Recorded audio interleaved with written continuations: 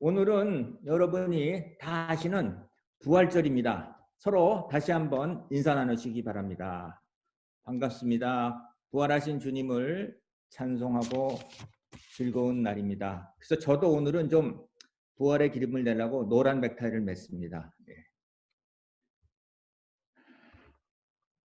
오늘은 보지 않고 믿는 자의 축복이라는 제목으로 성경 말씀의 은혜를 나누고자 합니다. 예수님이 십자가에 처형을 당하시고 3일 만에 부활하신 예수님을 기념하는 주일입니다. 기독교에서는 크리스마스와 또한 부활절이 있는데 저는 개인적으로 크리스마스보다는 부활절이 훨씬 더 의미가 있다고 생각을 합니다. 부활절이 없으면 그 자체에 존재가 어려운 것입니다. 저도 어린 시절에 교회에 가면 아름다운 색깔의 계란을 많이 받아본 적이 있습니다. 어떤 때는 계란을 받아 먹으러 교회에 간 적도 있습니다. 그러면 왜 부활절에 달걀과 토끼가 등장하는 것일까요? 부활절의 영어식 표현은 이스터, 즉 봄의 여신이라는 뜻입니다. 4세기경 앵글로색슨족은 원래 그 북유럽 덴마크 쪽에 살았습니다. 그러다가 나중에 브리티시 영국 쪽으로 올라가서 요즘 앵글로색슨이 영국에 살게 된 것입니다. 이 앵글로색슨족은 달걀 자체가 새로운 생명의 탄생을 의미하기 때문에 기독교에서 그것을 우리가 도입을 했다라고 얘기합니다. 달걀 자체가 부활절의 의미와 연관을 짓기도 합니다. 마치 병아리가 껍질을 깨고 나오듯이 예수 그리스도를 만난 우리가 구원을 받아 옛사람을 벗고 새 사람이 되는 거듭난다는 그 표현을 달걀이 상징적으로 표현하고 있는 것입니다. 우리 동양에서는 줄탁동기라는 단어가 있습니다. 줄은 뭐냐? 알 안에 있는 작은 새가 그 알을 깨려고 노력을 하는 걸 줄이라고 그럽니다. 그리고 그 소리를 들은 어미가 밖에서 탁 하고 동시에 쪼아 줌으로써 그 새가 부활을 하는 것을 도와줍니다. 서양에서는 여러분이 또 잘 아시는 또 유명한 소설 헤르만 헤세의 데미안이라는 책이 있습니다. 저도 이 중학교 때 읽었지만은 너무 어려워서 이해하기가 힘들었는데, 새는 알을 깨고 나온다. 알은 세계다. 태어나는 자는 세계를 파괴해야 된다. 새는 신에게로 다가간다. 데미안의 데모는 악마에게 홀린다는 뜻이 있습니다. 데미안을 이해하려면 먼저 성경을 잘 알고 이해를 해야 이 책의 의미를 알 수 있습니다. 부활절의 상징인 이 토끼와 달걀은 이교도의 상징을 교회가 도입하여 우리가 현재 사용하고 있는 것입니다. 기독교에서 가장 오래된 절기 중에 하나가 부활절입니다. 오늘은 의심하는 도마라는 제목으로 그림을 그린 이 카바라초의 성화를 감상하겠습니다. 이 카바라초의 성화는 보시면 빛과 어두움이 나타나고 있습니다. 이 카바라초가 살았던 시기는 우리나라 임진왜란 시기랑 비슷합니다. 왜 이름이 카바라초냐? 원래 미켈란젤로 카바라초인데 이름이 미켈란젤로와 같다 보니까 그 당시에는 자기가 태어난 지명을 많이 사용했습니다. 그래서 나사렛 예수라고 하기도 하고요. 이 화가는 카바라초라고 불려집니다. 그 당시에는 구교와 신교도의 싸움이 아주 심했고 괴팍한 성격으로 인하여 그는 살인을 저질러서 평생을 도망자의 신세로 살았습니다. 그러나 그는 도망자의 삶을 살았지만 이 바로크의 후배 렘브란트에게 많은 영향을 주었습니다. 렘브란트는 이 카바라초의 영향을 받아 빛의 마술사라는 별명을 얻었습니다. 여기서 그림을 통해 카바라초는 의심은 과연 나쁜 것인가? 그렇지만은 않다고 얘기합니다. 의심을 허용하지 않는 신앙은 얼마나 위험한지 우리는 잘 압니다. 의심이 갈등을 낳고 갈등이 믿음으로 성장을 합니다.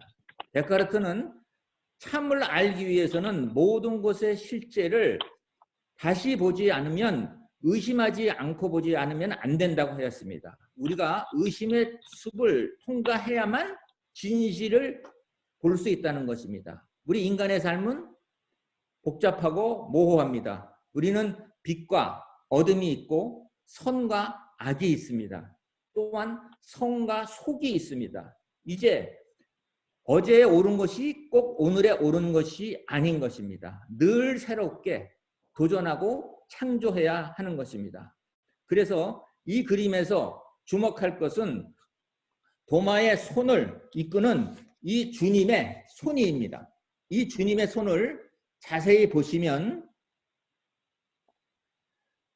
주님은 당신의 상처를 내 보이십니다. 그러나 주님은 꾸중이 아니라 의심을 통해서 도마에게 좀 더 깊은 신앙으로 인도하기 위한 것입니다.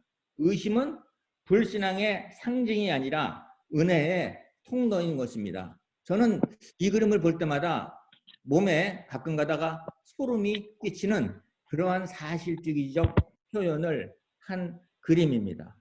그러면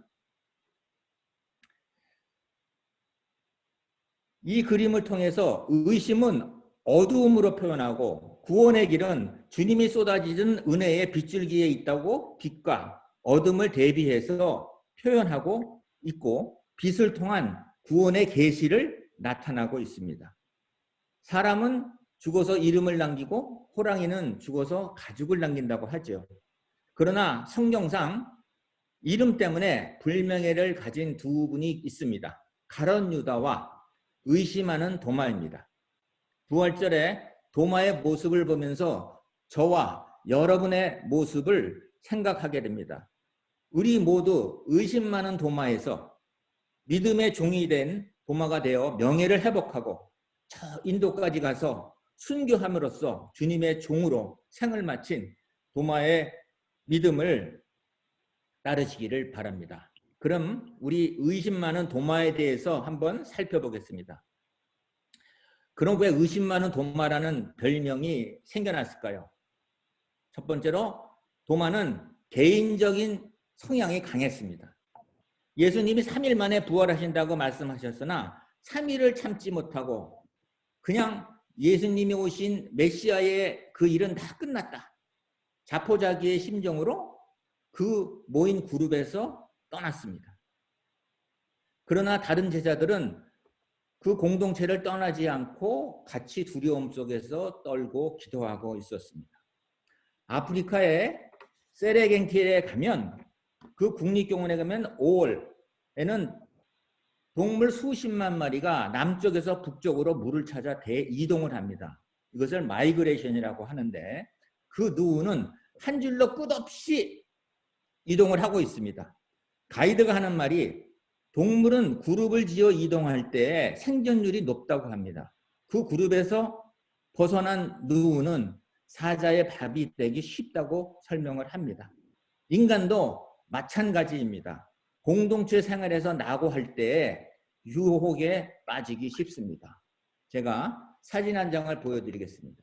이것이 아프리카 5월 달에 누우가 눈에 보이지 않는 저 끝에서부터 계속해서 뛰고 물을 찾아 북쪽으로 이동하고 있는데요. 한 마리도 한눈 팔지 않고 앞에 누우의 엉덩이만 보고 계속 쫓아갑니다. 물고기도 마찬가지입니다. 물고기에서 그룹으로 정어리 있다가 움직일 때에는 혼자 움직일 때보다 훨씬 생존율이 높다고 합니다. 성경에서도 다윗과 밧세바의 관계를 보면 알 수 있습니다. 다윗은 밧세바의 남편 우리아를 전쟁터에 보내고 왕궁에 있었습니다. 왕이 출전을 해서 선두 지휘를 함에도 불구하고 그는 전선에서 벗어나 부하의 아내와 불륜을 한 것입니다. 그러나 그의 죄로 첫 자식은 죽습니다. 다윗은 전쟁터에 가지 않고 왕궁에 있을 때에 사고가 난 것입니다. 도마도 3년 동안 주님을 따라다녔지만 십자가 처형 후 주님에 대한 믿음이 사라져 떠난 것입니다.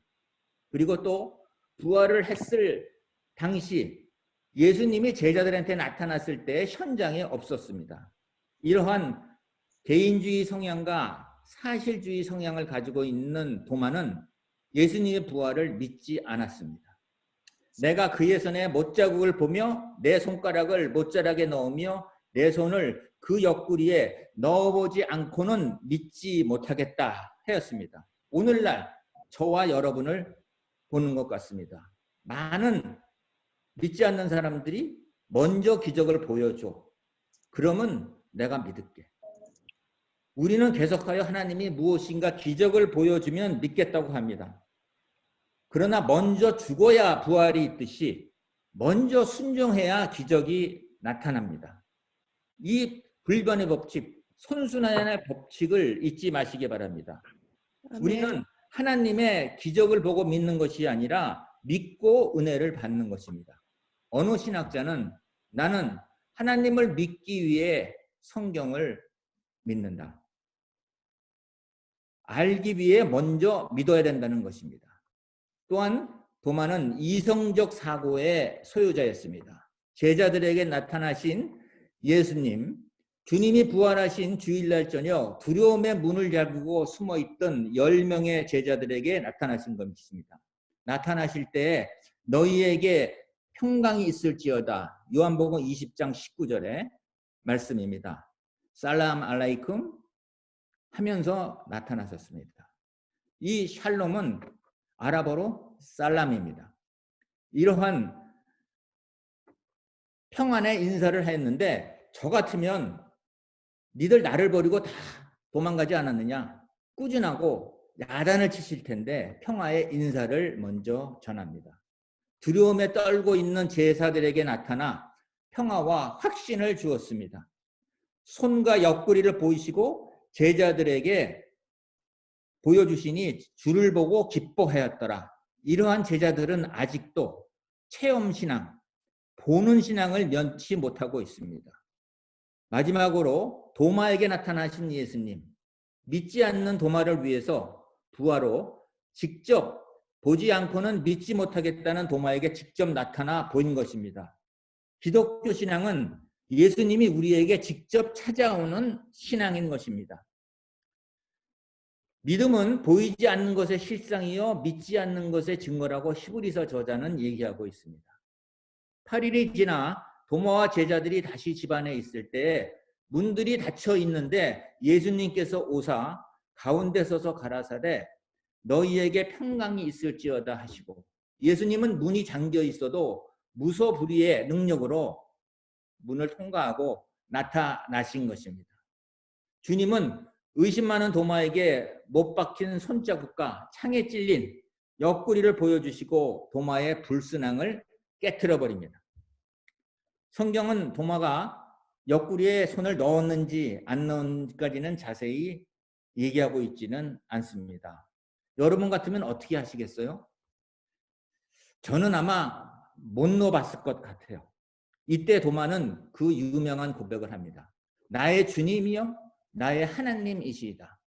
이 당시 왕에게는 큐리오스라는 얘기를 썼습니다. 그 큐리오스라는 얘기는 주님이고 왕이고 선지자이고 제사장인 것을 고백을 한 것입니다. 그러면서 예수께서는 너는 나를 보고서 믿느냐? 보지 못하고 믿는 자들이 복되도다 라고 말씀하십니다. 성경에는 두 가지 유명한 고백이 있습니다. 이 고백과 말고 다른 한 고백은 베드로에게 하신 말씀입니다. 너는 나를 누구라 하느냐? 라는 질문에 베드로는 즉시 주는 그리스도요 살아계신 하나님이시이다. 마태복음 16장 16절에 고백을 하였습니다. 이 두 가지 고백이 유명한 베드로와 도마의 고백인 것입니다. 보고 믿는 것은 낮은 수준의 신앙인 것입니다. 형이상학적 신앙인 것이죠. 보지 않고 믿는 믿음을 우리 모두 소유하시기 바랍니다. 믿음은 보이지 않는 것의 실상이요 믿지 않는 것의 증거인 것입니다. 저는 이 세상에 보이지 않는 것에 대한 믿음을 제가 옛날에 체험한 적이 있습니다. 제가 중동에서 자재구매 파트로 일을 했었는데요. 이 중동은 사우디아라비아는 1년에 비가 한 번 아니면 2번 옵니다. 근데 그날은 제가 운전기사와 자재를 구매하러 가다가 소낙비가 갑자기 쏟아져서 많은 차들이 교통사고가 났습니다. 비가 오는 날은 중동 지방에는 병원이 아주 꽉 찹니다. 빗길에 미끄러져 오는 차를 피하려다가 제가 탄 차 승용차는 완전히 뒤집혀서 저는 공중에 차가 붕 떤 순간 얼굴을 막기 위해서 손을 이렇게 X자로 막았습니다. 땅에 떨어져 보니 다행히 손목에서는 피가 철철 났지만 제 얼굴은 무사했습니다. 그래서 저는 차에서 유리창을 깨고 나와 택시를 타고 병원에 가서 응급실에서 수술을 받았습니다.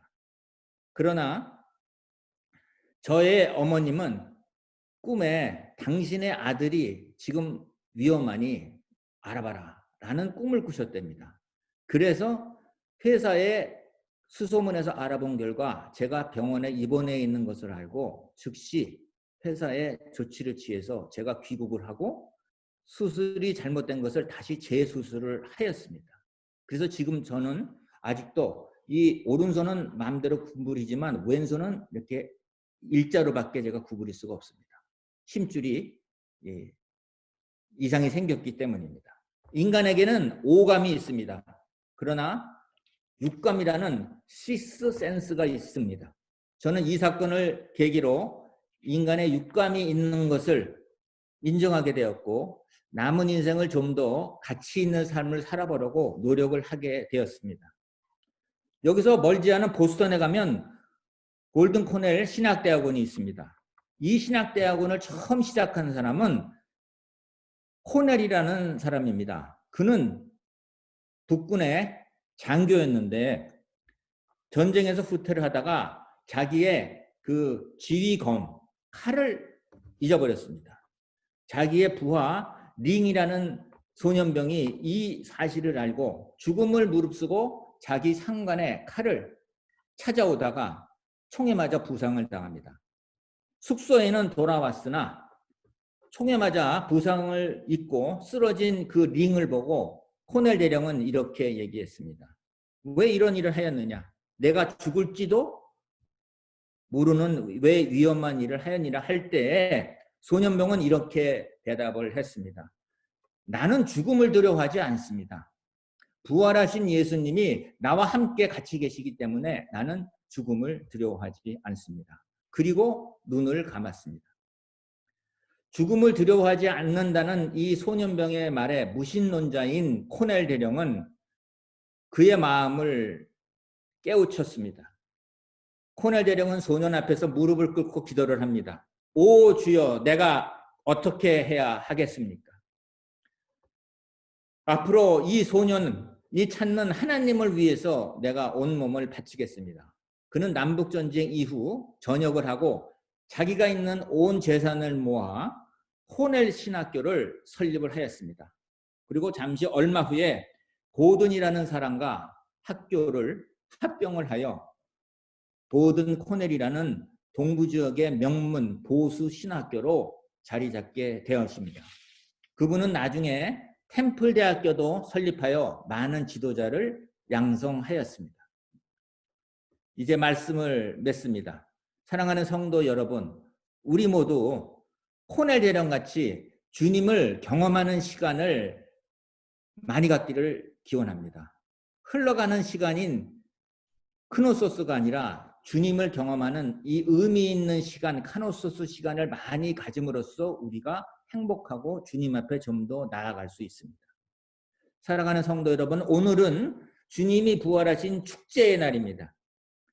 예수님의 부활의 사건으로 우리 모두 앞으로 일어날 부활에 참여하게 되는 것입니다. 부활은 단순히 죽은 사람이 살아나는 것이 아니라 죽을 수밖에 없는 이 몸이 영원히 다시 살 수 있는 완전한 몸으로 전혀 다른 차원으로 다시 소생하는 것이 부활입니다.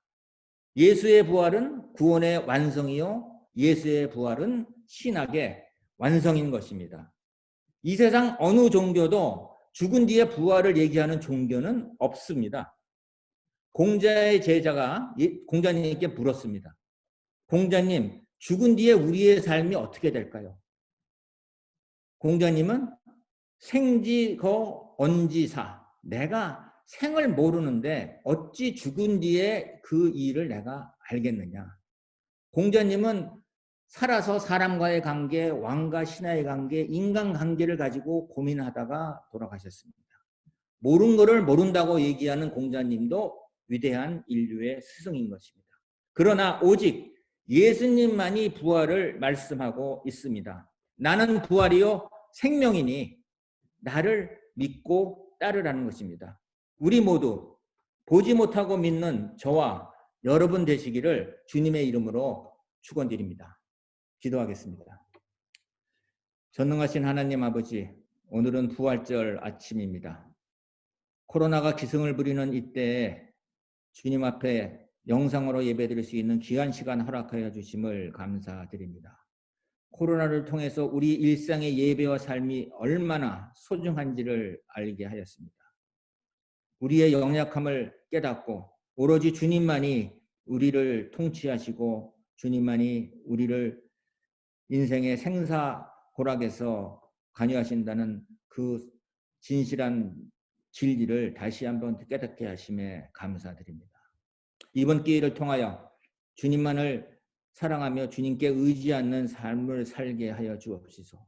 또한 보지 않고도 믿는 믿음을 저희에게 주시고 주님과 동행할 수 있는 삶을 살게 하옵소서.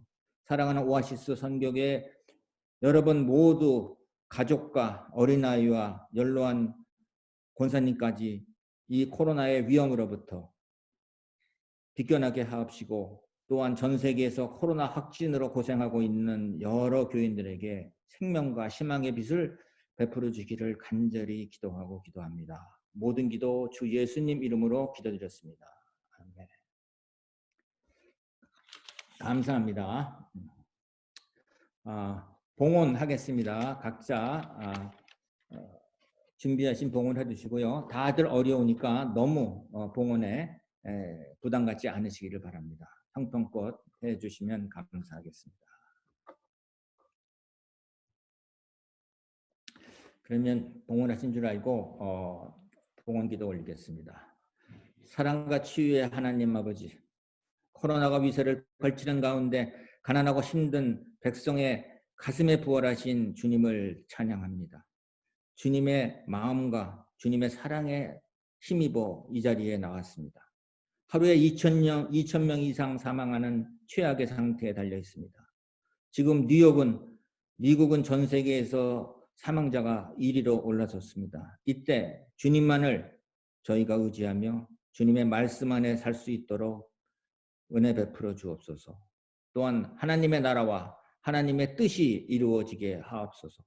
아픔 속에 처해 있는 우리 이웃에게도 희망과 용기를 주시고 이 어려움으로부터 벗어날 수 있게 도와주시기를 간절히 바라오며 우리 주 예수 그리스도의 이름으로 기도드렸습니다.